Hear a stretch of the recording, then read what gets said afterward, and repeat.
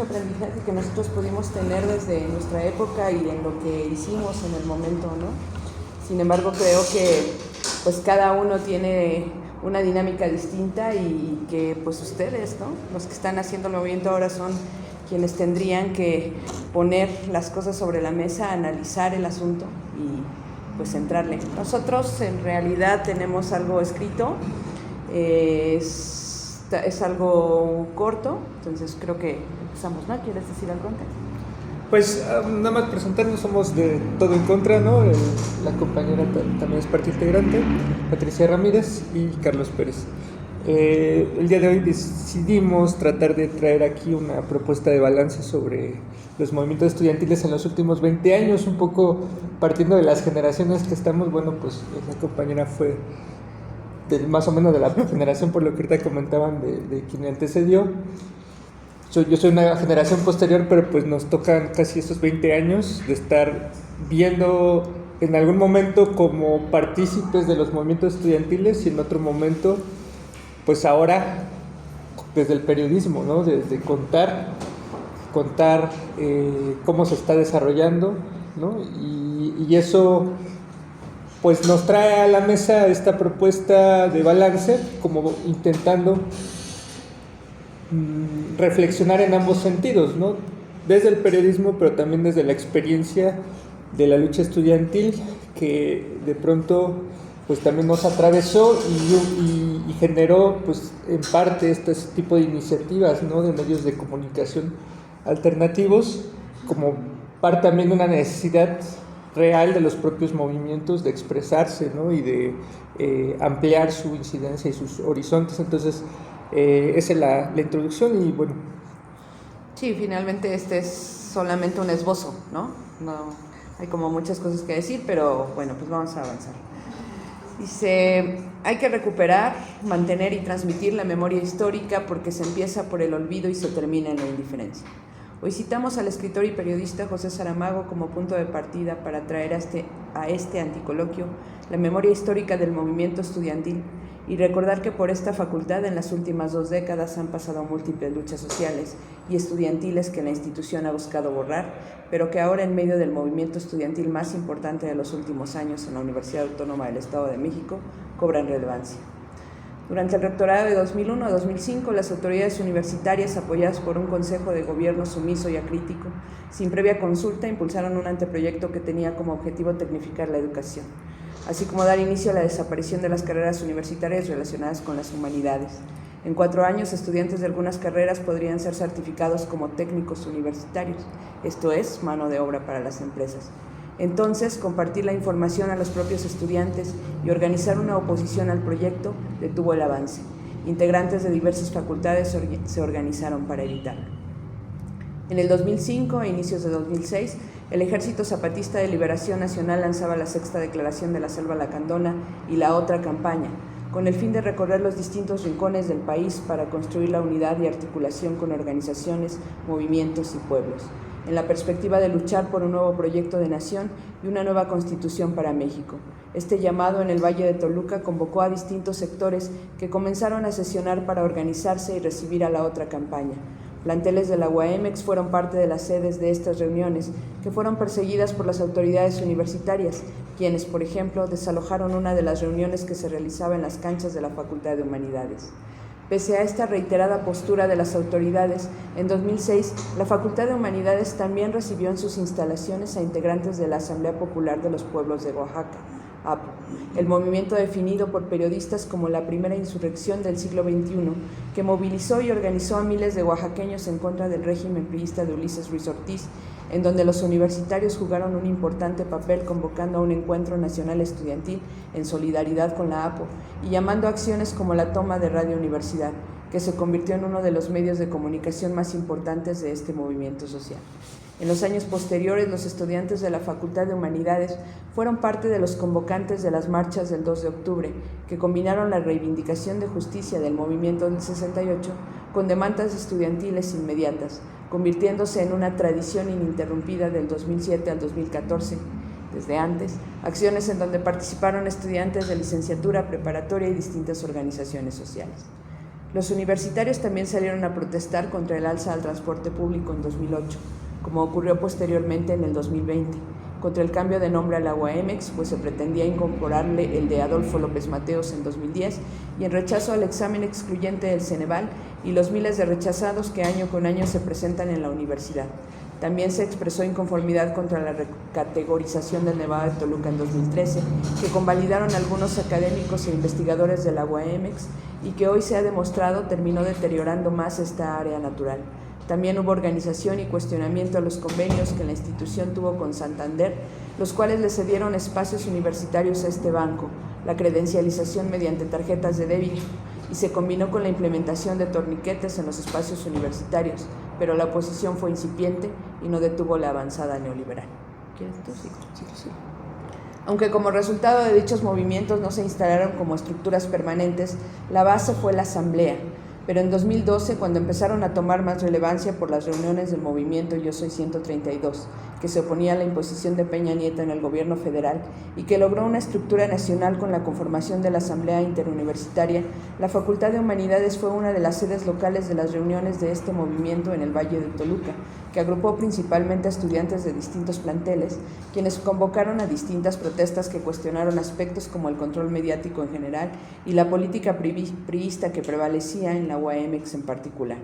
Para el 2014, tomando las experiencias pasadas, surgió la Asamblea Universitaria como un espacio de organización y confluencia de las asambleas de distintos planteles de la UAMX, en el Valle de Toluca y el Valle de México, que decidieron sumarse a la lucha por la presentación con vida de los 43 normalistas de Ayotzinapa.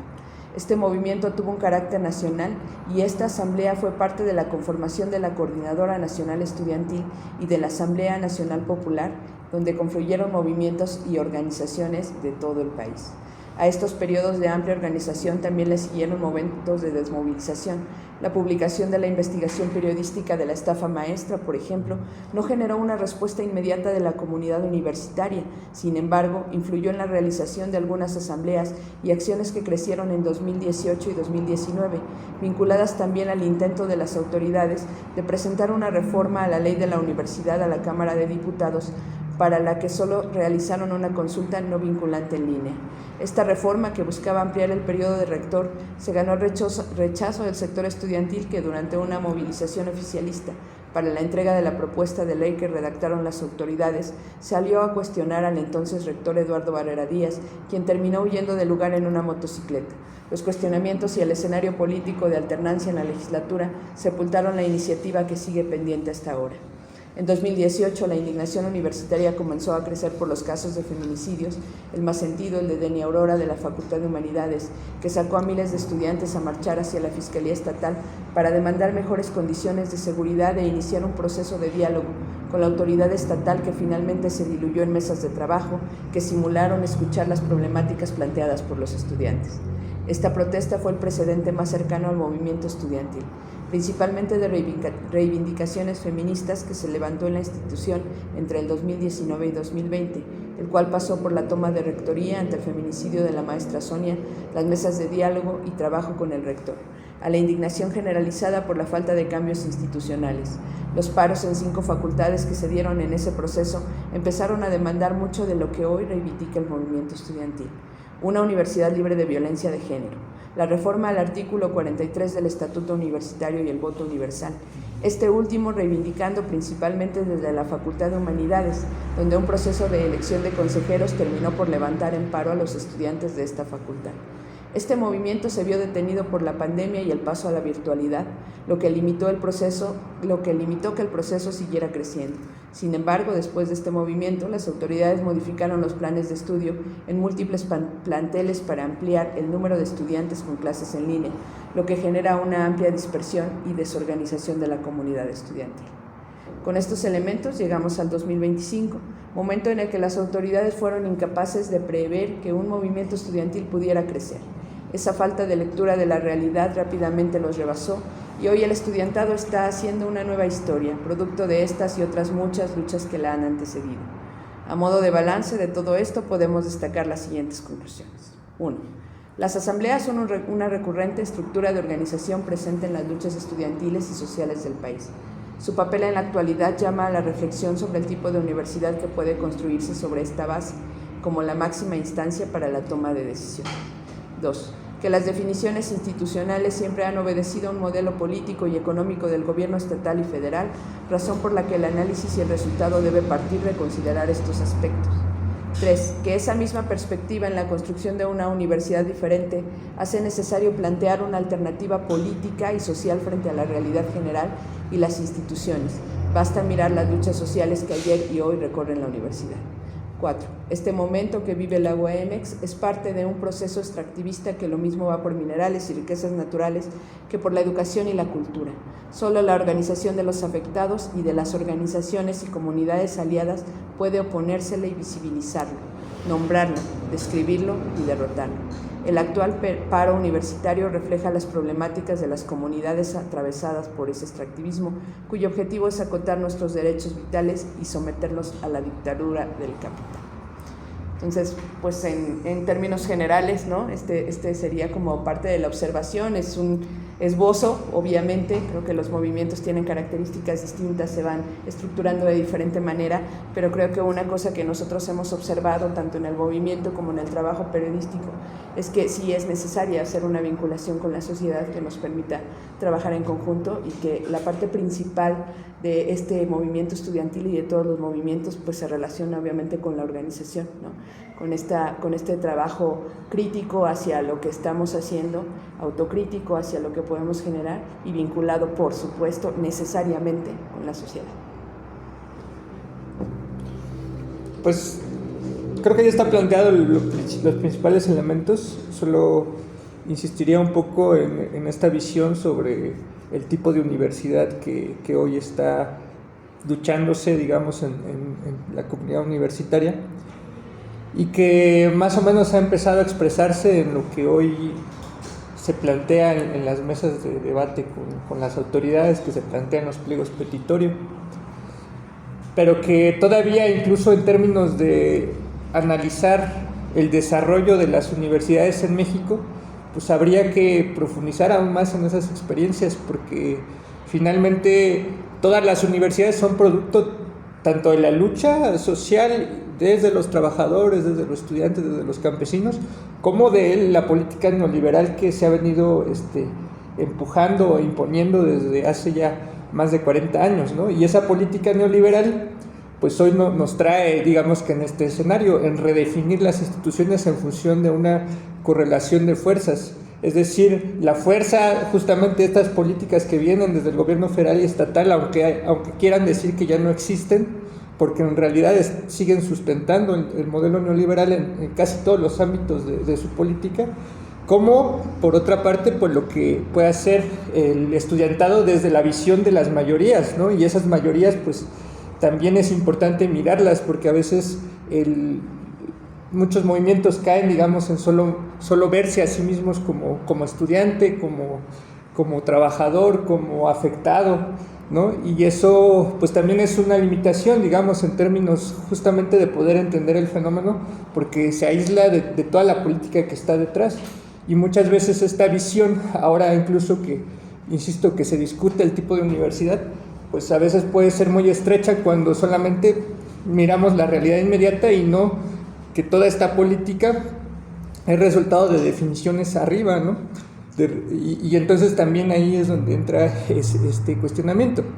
¿Cómo en este proyecto que está surgiendo, que se está construyendo, pues puede, digamos que resultado de esta reflexión, de estas luchas que han pasado, no solamente como estudiantes, sino como movimientos sociales que han venido aquí a plantear una alternativa, pues cómo se saca una experiencia, ¿no? Y lo que se trata de destacar aquí es que el tema de la organización asamblearia, digamos que es una forma, resultado no solamente de este movimiento estudiantil, sino de muchos otros, que puede redefinir, digamos que también incluso el modelo político y social que queremos en el país, ¿no? ¿Por qué? Porque finalmente las expresiones principales de movimientos sociales también han traído eso, la organización, digamos que democrática, en la que las mayorías son las que toman pues sí, las definiciones y se constituyen en una especie de poder legislativo y ejecutivo que permite, digamos, que avanzar en términos de gobierno, en algunos casos, como hacíamos referencia, por ejemplo, al movimiento zapatista, como fue esta Asamblea Popular de los Pueblos de Oaxaca, que también fue un órgano de gobierno popular, como pueden ser los órganos estudiantiles y universitarios que surgen de los movimientos en las universidades. Y estas formas pues se expresan, por ejemplo, en lo que es la Asamblea Universitaria, lo que ahora es el Enjambre, pero también habría que analizar que pueden ser las formas que se pongan por encima del Consejo Universitario y los consejos de gobierno. Que se necesita, pues que también ahí se haga, ahora sí que no solo el planteamiento en términos formales de que quede en la ley, sino que se ejerza esa fuerza que puede tener, por ejemplo, que los miles de universitarios pues voten, ¿no? Discutan y voten esa nueva ley universitaria, discutan y voten cómo se va a ejercer el presupuesto en términos generales, ¿no?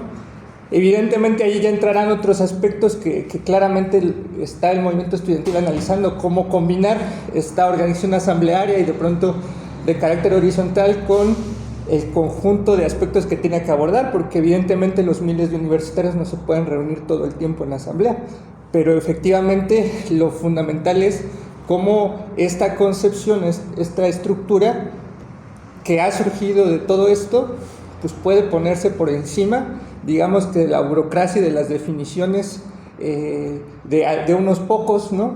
Que obedecen, insisto, a esta política y este modelo neoliberal que hoy domina las universidades en el país y que no deja de ser la principal limitante en la actualidad.